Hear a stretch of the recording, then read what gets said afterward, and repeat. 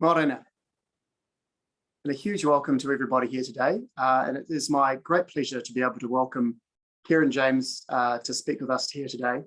Keryn is the Group Chief Executive of ERM, the largest specialised sustainability consulting firm in the world, with net revenues of over $650 million, a huge company with over 5,000 staff and offices in over 47 countries around the world. Keryn's been CEO for over 4 years and has been with ERM since the early 90s. She's got over 25 years experience in sustainability and environment, health and safety, consulting across a broad range of sectors, including oil and gas, minerals, mining, chemicals, infrastructure and power. And she is also the co-chair of the Executive Committee for the World Business Council for Sustainable Development, which of course is our parent organisation. And she also co-chairs the Climate and Energy Board of the WBCSD. She was on the steering committee for the WBCSD's COVID-19 response group, and she works closely with the World Economic Forum. She was recently recognised by the WBCSD as for the Leading Woman Award Excellence, and she was the winner for that in 2018. And she was also recently recognised as one of 2021's CEOs who get it by the United States National Safety Council. So it's my enormous pleasure to be able to welcome the incredibly talented Keryn James to the conversation today. Welcome, Keryn. Thank you, Mike, and it's a pleasure to be here. Very nice to see everybody. So, Keryn, today we're going to draw on your experience of being on that COVID-19 team and your observations around the fact that's forcing businesses to reimagine resilience and what that means for how companies integrate sustainability into their core business purpose. And this, of course, forms part of our Taking the Lead series, where we're talking to high-profile speakers about the latest thinking and emerging trends in sustainability. And your recent article on this subject really caught our imagination. So today, to the group, we're going to be looking, this will be setting the scene for opportunities and learnings and challenges for businesses to reimagine resilience. Because I think we can all agree that COVID's demonstrated just how major disruptions can snowball through interconnected systems. It's taught us several lessons about how companies can better anticipate change, and businesses have integrated sustainability in their core. Those businesses that have integrated sustainability into their core purpose are those that have thrived. So Keryn is here today to talk about how this turns up in practice, and partly with her role with WBCSD, but also specifically in her role as the CEO of ERM. So Keryn, you've previously said that companies that have truly integrated sustainability and how they do business have been those who have adapted most rapidly to the COVID crisis. Can you give us some examples of this from across the WBCSD membership? Yeah, absolutely. And I think just a few things to perhaps say in advance of that, Mike. I think I could point to specific individual companies, and I'll come to that in a second. But I think if you think about what the characteristics of all of the companies that I've seen who have responded incredibly well to COVID-19 have some sort of similar characteristics to them, along the lines of what you've just described. The first one is, I think that the way in which they build their business strategy and the way in which they approach business strategy and performance is with a very long-term view. So that allows them to ensure that their risk assessment processes, their identification of their material issues really does take into account the longer term horizon. And when you do that, of course, particularly if you look at things like the WEF Global Risks Report, that has identified for many years that a global pandemic was a significant risk to business. But it is extraordinary the number of businesses who had not identified the global pandemic or climate change for that matter on their risk register, because their focus and their horizon was too short, and they weren't able to take into account the things that were likely to come at them at some point in the future, but weren't necessarily prevalent in the next quarter or even in the next 12 months. So I think that long-term horizon is absolutely crucial. The second thing is that I think they truly integrate ESG thinking into their risk assessment, into their business models, into the way that they're operating. And that has allowed them to think about all dimensions of, financial capital, human capital, social capital, environmental capital, and ensure that they're taking a balanced approach to those things, which means that when a crisis comes along, the ability to sort of adapt and move is significantly enhanced. I think the other thing that these companies have in common is they take a sort of a systems approach to the way that they think about their business, which is that their business is not an entity that stands alone and is unconnected from other things. These businesses have long thought about the resilience of their supply chain. They've long thought about the entire value chain that their business operates in. They've thought about how upstream and downstream from their business, the inputs and outputs affect the system. So that sort of system thinking allows them to think of a broader range of risks and opportunities, to factor in. I think these companies also have been looking out as well as in, and so they have a very strong awareness of trends, issues that are going on, and also very, very strong sort of stakeholder engagement, whether that's with employees, suppliers, NGOs and other groups. And that has helped them to build, I think, a bit of a wellspring of trust, which has allowed them to move quickly and do some difficult things in the pandemic, which perhaps other companies have not been able to do as well because they haven't built up that, that sort of reservoir, if you like, of trust and engagement, with their stakeholders.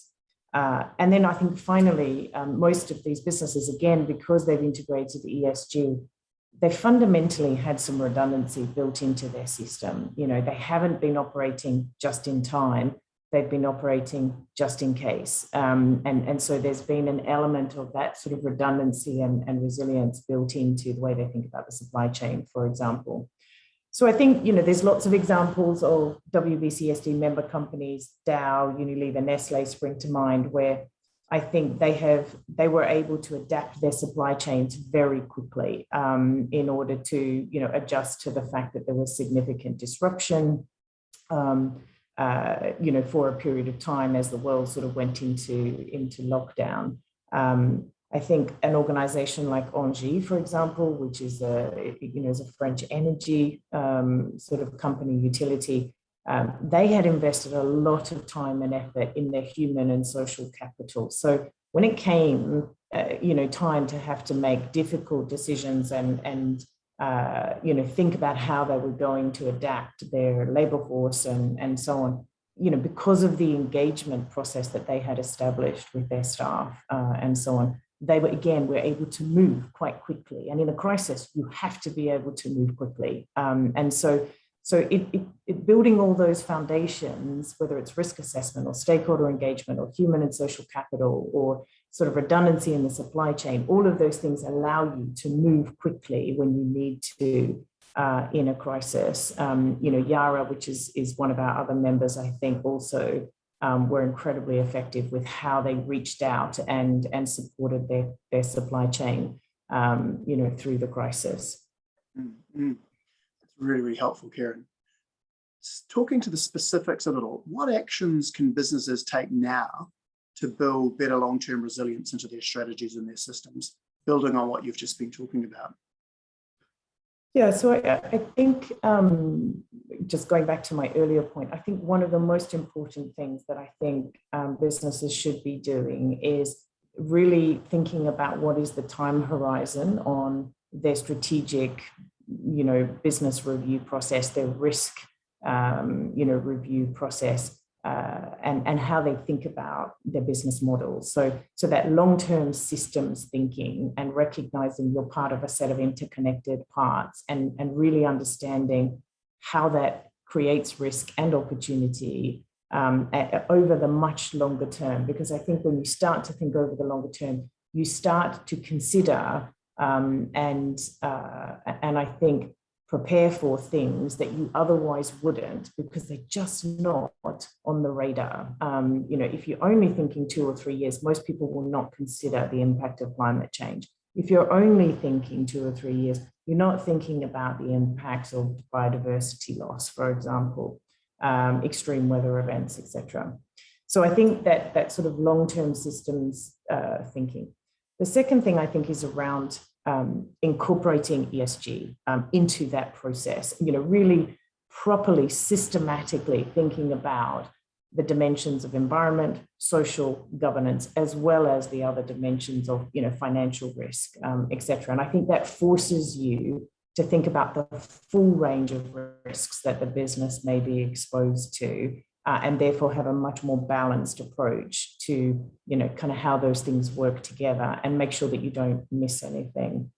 I think the other thing that I would say, and it's particularly relevant, I think, in the wake of COVID and the pandemic, is that businesses, if they want to be more resilient going forward, they simply have to figure out what their response is to the low carbon economy transition, because it is a significant trend that's affecting all businesses, and businesses that are not thinking about how they're going to decarbonize and how they're going to sort of establish a net zero strategy, I think will be much more significantly impacted by the impacts of climate change as they start to manifest themselves. They are already manifesting themselves, but they will manifest themselves much more frequently and much more significantly, and with a much more material impact going forward.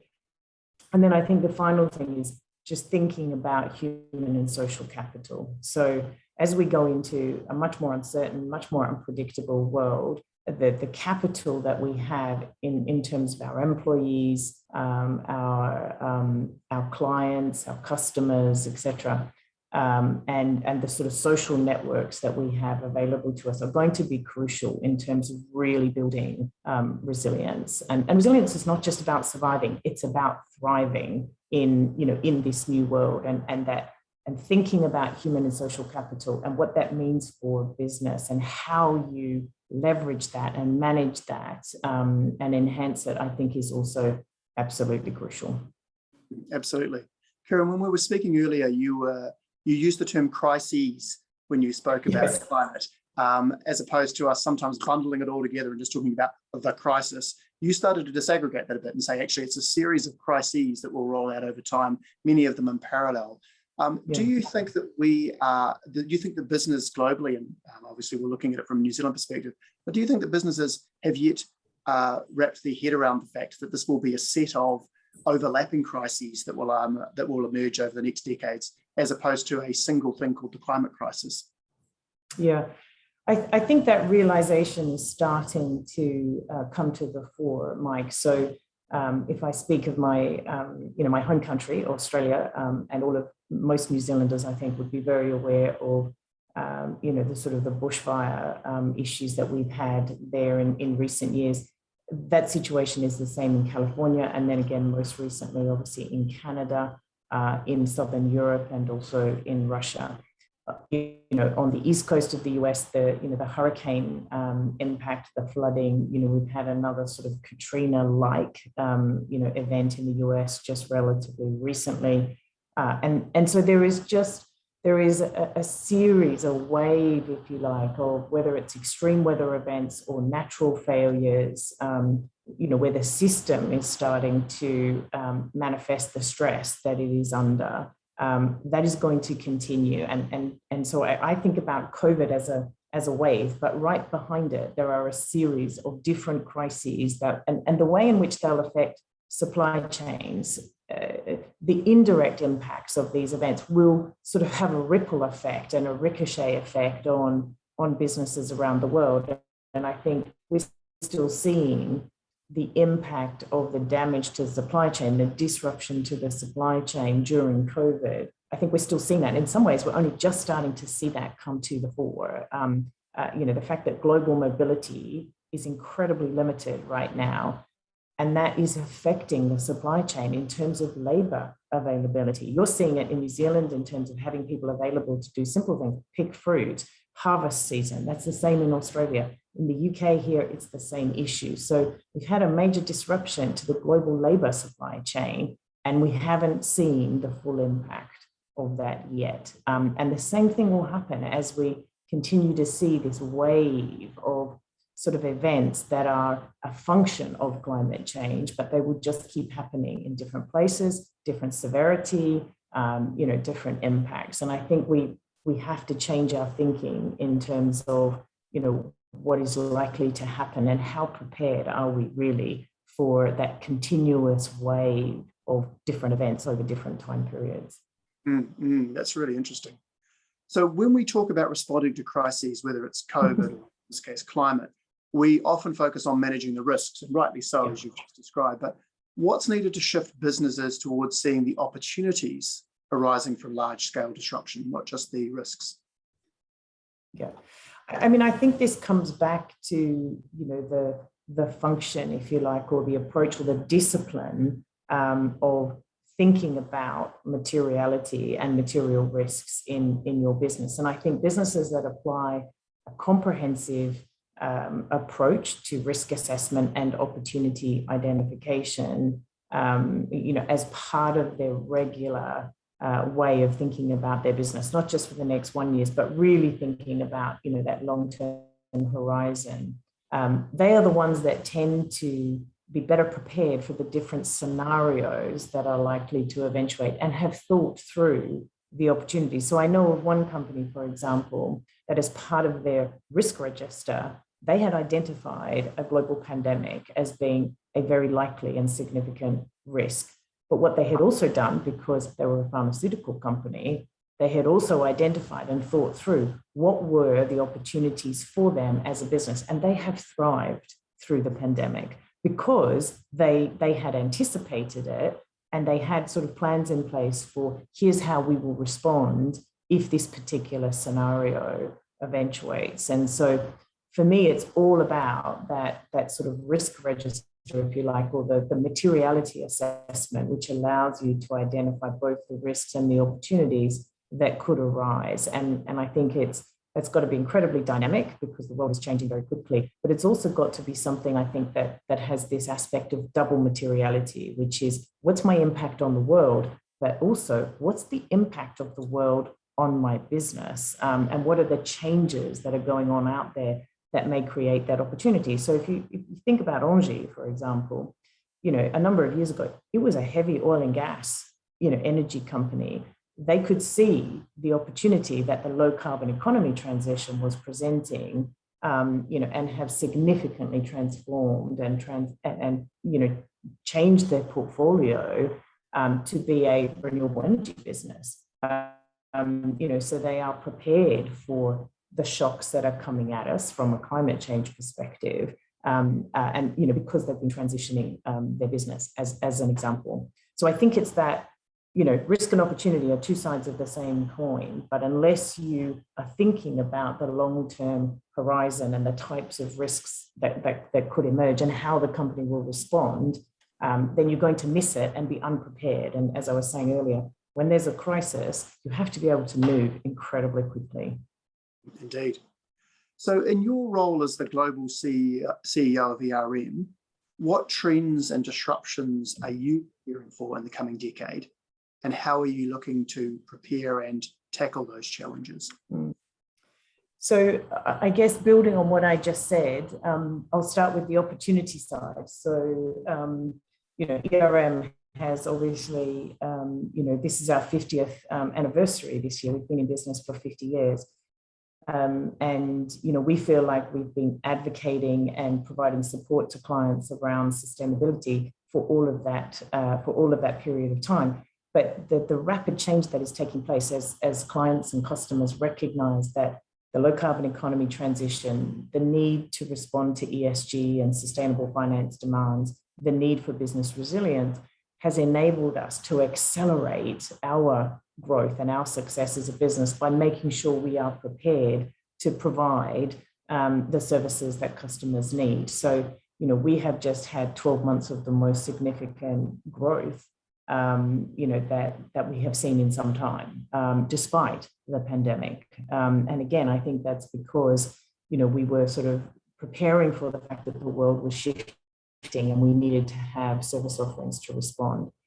On the flip side, in terms of the risk side of it, I think there's a few things which are common perhaps to many businesses. The first one is the future of work. So the nature of work and where work gets done, how it gets done, and how people want to work, how our employees want to work, is changing rapidly. And I think it's a complex landscape for us to navigate, but certainly the old ways of thinking about where people work, how they work, will not allow you to attract the best talent. And so I think that for me is a major consideration in terms of how do we adapt, because most of us have offices everywhere. So how are we going to move to, a much more sort of hybrid, flexible, virtual working world? Because I think that is going to stay with us. But then how do we provide the interconnectedness? How do we create innovation and collaboration, in that very virtual environment? So I think that's a big one for us in terms of how we're going to respond to that in a way that's good for the business and good for our staff and obviously our clients. The second one is just talent in general. So it's both a significant opportunity for us, but as again, the world is waking up to the issues around sustainability and ESG, there's an enormous demand for that skill set and that capability. And there is actually a skills shortage in the space. And so, how do we continue to support our clients if we're unable to find the talent that we need, or if they take that talent off us, which is, a fairly regular occurrence as well. So it's just dealing with that talent landscape. That's an issue, I think, for all businesses. And then I think the final one is digital. Again, it can be both a risk for us, but it can also be a significant opportunity as we think about using data and technology to enable what we do and to create different, different business models, even from the one we have today. And the flip side of that is if we're not prepared for that digital transformation, and I would say this about any business, then we will get left behind. And I think that's both a significant risk, but also an enormous opportunity if you're able to adapt and embrace it. Absolutely.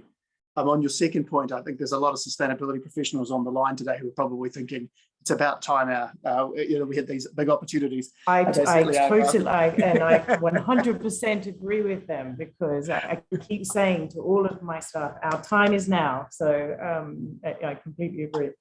Indeed. We've got a few questions from the group that I'm just going to direct towards you. The first one comes from Clara Mitchell, who says, where is the best place to start in terms of diversifying and building resilience in your supply chain and ensuring it's a sustainable one, especially when your supply chain is vast? Thanks.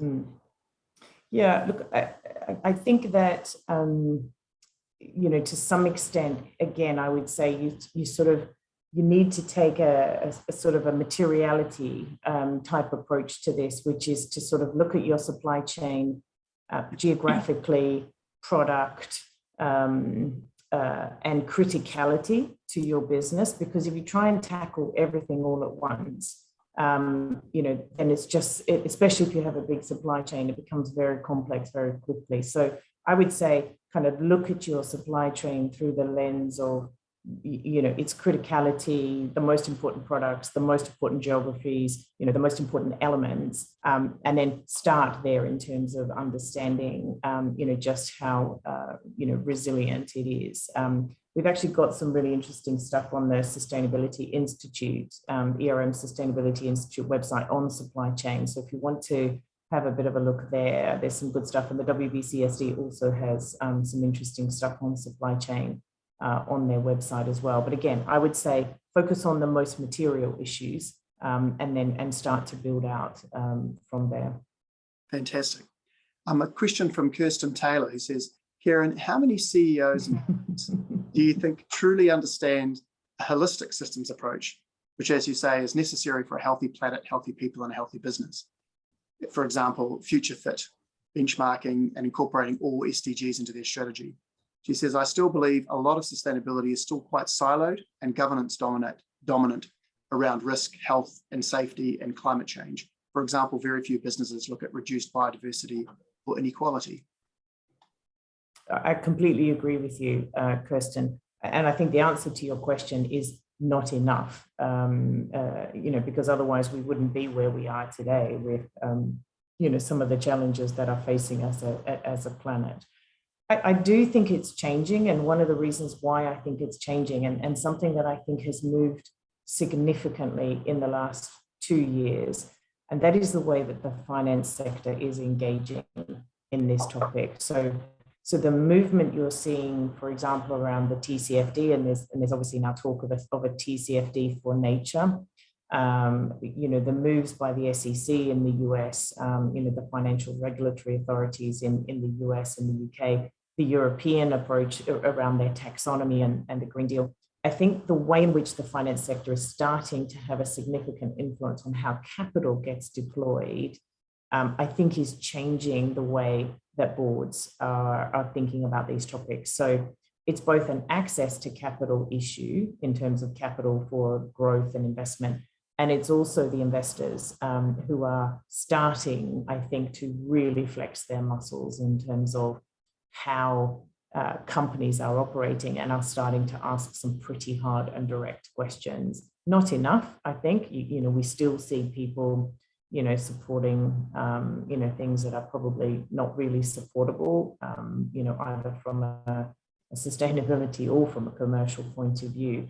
But I think that is starting to make a difference. And that's the shift that I've seen in the last 2 years. So I think that puts important pressure on the business community to step up. I think also what the pandemic has done, I said to Mike earlier, it's Mother Nature's practice run for how we deal with the climate change crisis.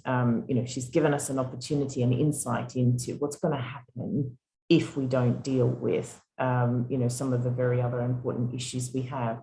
And I think the pandemic has been a shock and an experience for people to kind of help them start to think about the fact they really are not thinking about the full suite of issues. And I agree with you. So I'd say definitely not enough. I think it's changing, and the finance sector is helping to drive that change, but we still have a long way to go. Indeed. Keryn, I've got a question from Rob Perry, who's head of Thriving People within SBC. Which companies do you see as leading the way in driving a just transition pathway to climate change at an enterprise level or private sector-led collaborative action level? That's a very hard question. So we do an annual sort of survey every year with GlobeScan, and we look at who are the leaders, in the sustainability space. So again, I would encourage you to have that report is on our Sustainability Institute website. So I'd invite you to have a look at that. Unilever, continues to come out as, as a leading organization in and around all aspects of sustainability. I think some of the tech companies are doing some brilliant things when it comes to climate change and the sort of net zero agenda. But I think there are still a lot of challenges in the tech sector around human and social capital and some of the S issues in ESG. So I think there are some great things there, but then I think there are also some challenging things there. So Unilever continues to come out on the top. They're still very much considered with the read, but there are other companies. Nestle, for example, has very strong performance. I mentioned Engie earlier. I think as one of the energy utility companies that has really sort of shown the way in terms of how to quite rapidly transition a business. There's probably lots of other examples. Have a look at the report because it looks at not just corporate and private sector, but it also looks at what's going on in the NGO sector and other spaces as well. It's pretty interesting. Wonderful. Keryn, I'm afraid we've run out of time. We should get you online for an hour, not half an hour, I think. On behalf of the group that are listening, I'm sure they'll join with me in saying what a great pleasure it's been to have you here today. I hope we can get you back to hear some more on this because it feels like you're just touching the surface on it. I point people towards Keryn's recent think piece that she did with Peter Backer on this as part of the World Business Council for Sustainable Development briefing, and we'll be circulating that after this. And if anybody is interested in any further things on what Keryn's been doing with the World Business Council, please let me know. We'll put you in contact. There's always, as you know, many interesting things that we can plug into. Keryn, thank you again so much for joining us here today, and I hope to see you again. Pleasure. Thank you, Mike. Thank you very much. It's been a pleasure to speak to you all. Bye for now.